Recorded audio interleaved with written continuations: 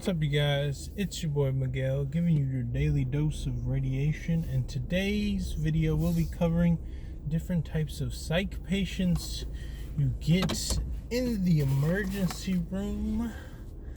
So, as a student, I would always be curious about this. So here we go. So typically, there's either two kind of psych patients. It'll either be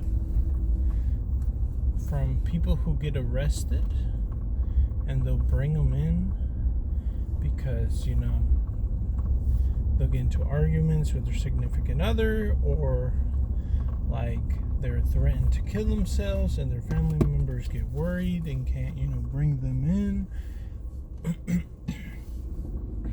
Other people because they take medication, and when they run out of medication, if they, over the weekend, sometimes the pharmacies are closed and they'll start acting up. That will happen. Other people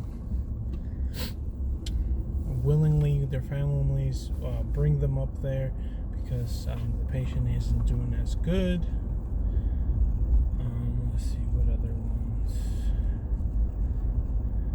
Usually those are like the main ones, and I would say typically the most aggressive ones are the ones that are brought in by the police officers or the suicide people who try to attempt to commit suicide or overdose. Those two happen, but the ones that we interact the most are the ones who get into fights with their significant other, or like are a threat to society, and threaten to harm themselves, trying to get hurt and stuff. So most of the time we'll do a lot of x-rays we'll do like some chest x-rays, or if they got hurt, like if they punch something or they try to get hurt, like maybe like a hand, or like sometimes we've done knees and stuff like that, but usually it doesn't go past that, depending on the severity of the patient. But yeah, the inmates one are the ones that are more aggressive, more hostile, I would say, because you can even see it on the nurses who are, who's their patient, that they'll be more like, oh, here we go again. Like you'll hear them screaming and yelling and cause a lot of ruckus.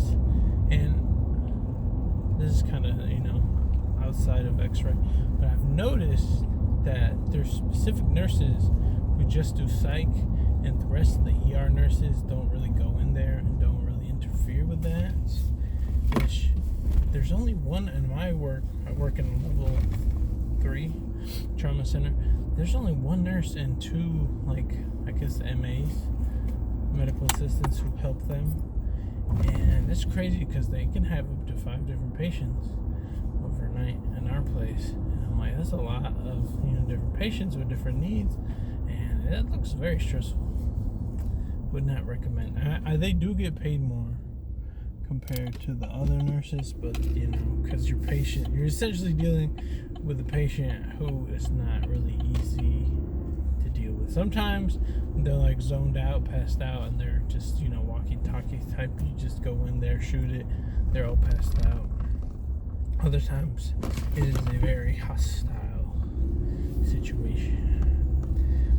And it sounds mean, but sometimes it almost feels like you're negotiating. Like I have little kids. I have kids who are 2 or 3. It feels like I'm negotiating with a 2 or 3-year-old. I'd be like, "Can I take this chest X-ray?"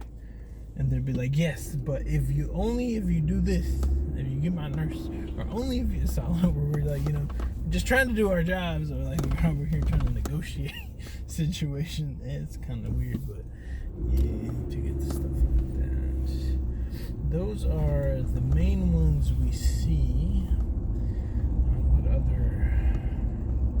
Usually they'll keep them, I think, for 48 hours, depending on the severity of what they do.